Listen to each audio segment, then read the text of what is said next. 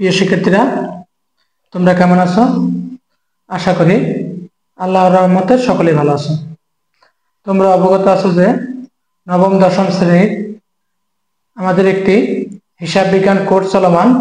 আজকে আমরা আলোচনা করব তোমাদের নবম দশম শ্রেণীর পাঠ্য বইয়ের 11 নম্বর পৃষ্ঠার একটি অঙ্ক আছে। এই অঙ্কটি নিয়ে আমরা আজকে আলোচনা করব।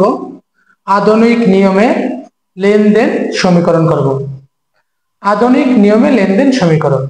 প্রথমে একটা ঘর কেটে নিলাম, তারিখ, বিবরণ, ডেবিট ক্রেডিট, টাকা, কারণ। এটা হলো আধুনিক নিয়মে লেনদেনের একটি ঘর।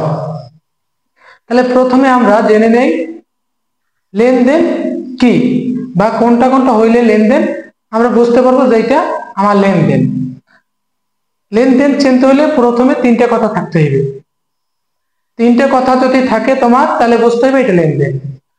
আর এই তিনটে কথা যদি উপস্থিত থাকে তাহলে এটা তোমার অঙ্কেতে পোস্টিং দিতে হবে। আর যদি এগুলা না থাকে তাহলে অঙ্কের মধ্যে পোস্টিং দেওয়ার প্রয়োজন নাই। তিনটে কথার মধ্যে প্রথমটা হলো দুইটা পক্ষ থাকবে তোমার। কয়টা পক্ষ থাকবে? দুইটা পক্ষ। এটা হলো ডেবিট পক্ষ, এটা হলো ক্রেডিট পক্ষ। ডেবিট পক্ষ, ক্রেডিট পক্ষ, যেটা আমরা বলতে পারি দাতা এবং গ্রহীতা। একজনে দান করবে আর একজনে গ্রহণ করবে। দুইটা পক্ষ থাকবে, দাতা গ্রহীতা, অথবা আমরা বলতে পারি ডেবিট ক্রেডিট। দ্বিতীয়টা কি? অর্থের পরিবর্তন ঘটাইতে হবে। অর্থের পরিবর্তন ঘটাবে কি? একজনের টাকা পাইবে, একজনের কাছে টাকা বৃদ্ধি পাইবে, আর একজনের কাছে টাকা হ্রাস পাইবে।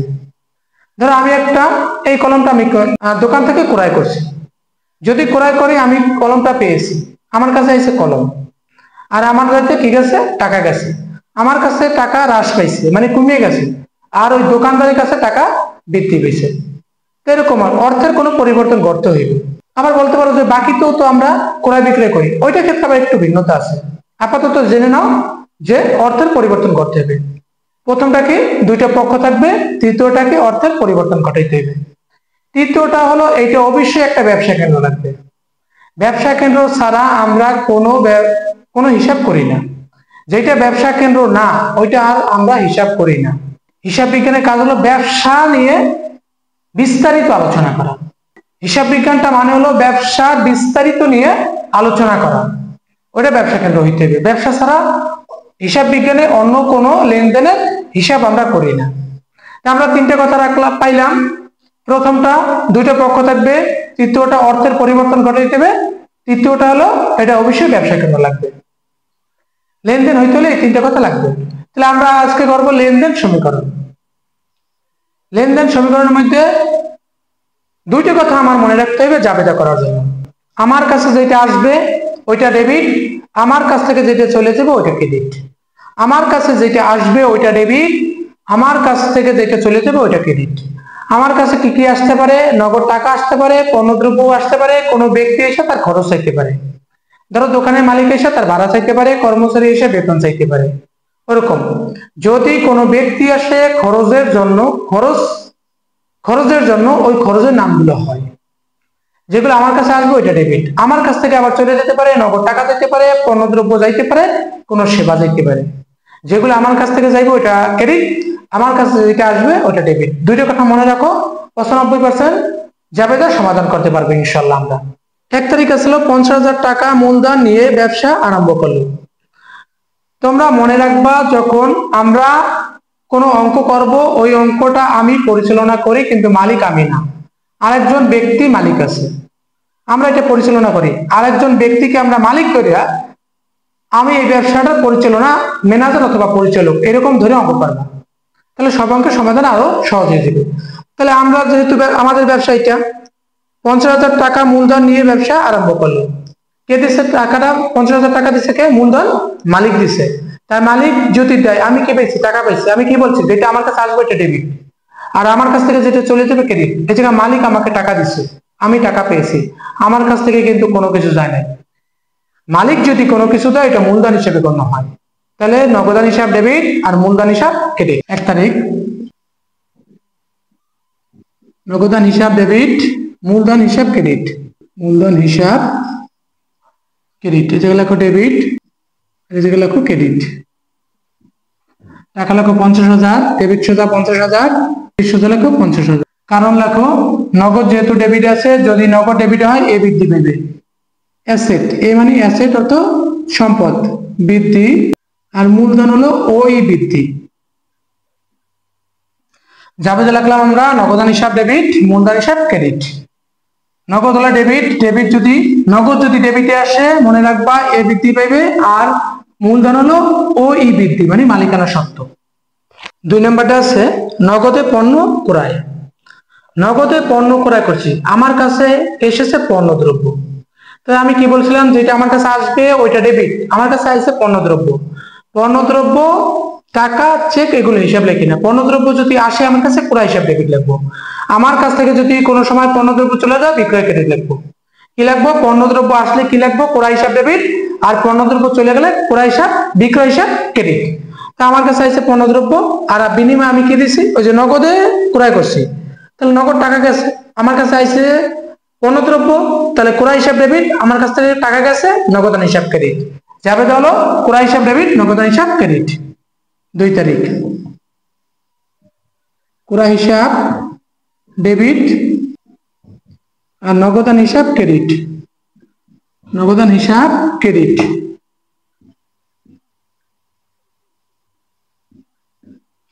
টাকা আছে 15,000, ডেবিট সোজা লেখো 15,000, ক্রেডিট সোজা লেখো 15,000। কারণ লেখো করা হইলে ই হ্রাস, ব্যয় হইলে ই হ্রাস, আর নগদ ক্রেডিট হইলে এ হ্রাস।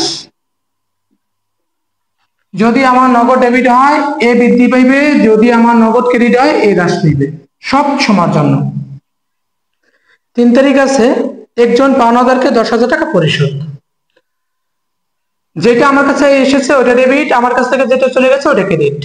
আমার কাছে কি এসেছে? এবার পাওনাদার, তার জন্য পাওনাদার হিসাব ডেবিট। আমি পাওনাদার এসেছে কি দিছি? পাওনাদারে নগদ টাকা দিছি, তাই নগদান হিসাব ক্রেডিট। যাবে হলো পাওনাদার হিসাব ডেবিট, নগদান হিসাব ক্রেডিট। পাওনাদার হিসাব ডেবিট, ডেবিট, নগদান হিসাব ক্রেডিট। টাকা আছে 10,000, লেখো 10,000, ডেবিট সোজা 10,000, ক্রেডিট সোজা 10,000। পাওনাদার হলো দায়, দায় এবার ডেবিট আছে এল হ্রাস পেয়েছে, আর নগদান ক্রেডিট হলে এ হ্রাস। পাওনাদার হলো দায়, তার জন্য এল হ্রাস। দায় হলো লাইবিলিটিস, লাইবিলিটিস হলো ডেবিট আছে তার জন্য হ্রাস পেয়েছে, আর নগদ অ্যাসেট, অ্যাসেট ক্রেডিট আছে তার জন্য সম্পদ হ্রাস পেয়েছে। 4 তারিখ আছে 8,000 টাকার পণ্য ক্রয়ের ফরমাস প্রদান। ক্রয়ের ফরমাস প্রদান, ফরমাস মানে একজনের সাথে আমি চুক্তিবদ্ধ হয়েছি, বলছে যে ভাই আপনার কাছ থেকে আমি 8,000 টাকার পণ্য ক্রয় করব। এখন পর্যন্ত আমি তার কাছ থেকে পণ্য আনি নাই, আমার কাছে কি পণ্যদ্রব্য আসে নাই, মানে আমি সুবিধা পাই নাই, আর উনি আমার কাছে আমার পণ্যদ্রব্য দেয় নাই, উনিও আমার সুবিধা দেয় নাই। আমি সুবিধা পাই নাই, উনি আমার সুবিধা দেয় নাই। দ্বিতীয় কথা হলো আমি ওনারে টাকা দেই নাই, চুক্তিবদ্ধ হয়েছে, এখন পর্যন্ত কিন্তু টাকা দেয়নি, অর্থে কোনো পরিবর্তন ঘটে নাই। তাই আমি সুবিধা পাই নাই, আমি সুবিধা, উনি সুবিধা দেয় নাই, আমি সুবিধা পাইনি, এবং অর্থের কোনো পরিবর্তন ঘটে নাই, তার জন্য এটা লেনদেন না। 5 তারিখ আছে বিজ্ঞাপন বাবদ, বিজ্ঞাপন বাবদ 2,000 টাকা প্রদান। জাবেদা হলো আমার কাছে এসেছে বিজ্ঞাপন, তাহলে বিজ্ঞাপন হিসাব ডেবিট, আর আমার কাছ থেকে নগদ টাকা গেছে, নগদান হিসাব ক্রেডিট। 5 তারিখ বিজ্ঞাপন হিসাব ডেবিট, নগদান হিসাব ক্রেডিট। হিসাব আর নগদান হিসাব। টাকা আছে 2,000 টাকা, লেখো 2,000, ক্রেডিট সোজা লেখো 2,000। বিজ্ঞাপন হলো খরচ, খরচ হলো ই হ্রাস, ই আর হ্রাস, আর নগদ হলো ক্রেডিট এ হ্রাস। বিজ্ঞাপন হিসাব ডেবিট, নগদান হিসাব ক্রেডিট, ই হ্রাস এ হ্রাস। 6 তারিখ আছে জনাব মামুনকে মাসিক 7,000 টাকা বেতনে ব্যবসা ম্যানেজার নিয়োগ। মামুনকে আমরা ব্যবসা ম্যানেজার হিসেবে নিয়োগ দিছি, এবং মামুনকে আমরা কোনো টাকাও দেই নাই, তাহলে মামুন আমাকে সেবা দেয় নাই, আমি সেবা পাই নাই, অর্থের কোনো পরিবর্তন ঘটে নাই, তো এটা লেনদেন না। ব্যবসা থেকে ব্যক্তিগত প্রয়োজনে মালিক 3,000 টাকা উত্তোলন করলেন।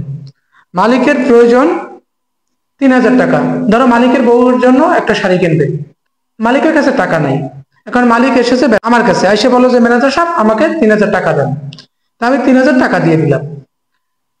যাবে দেখি আমার কাছে কি এসেছে, মালিক এসেছে কিসের জন্য, টাকা নেওয়ার জন্য। মালিক যদি কোনো কিছু না, এটা উত্তোলন হিসাবে গণ্য হয়, তাহলে উত্তোলন হিসাব ডেবিট।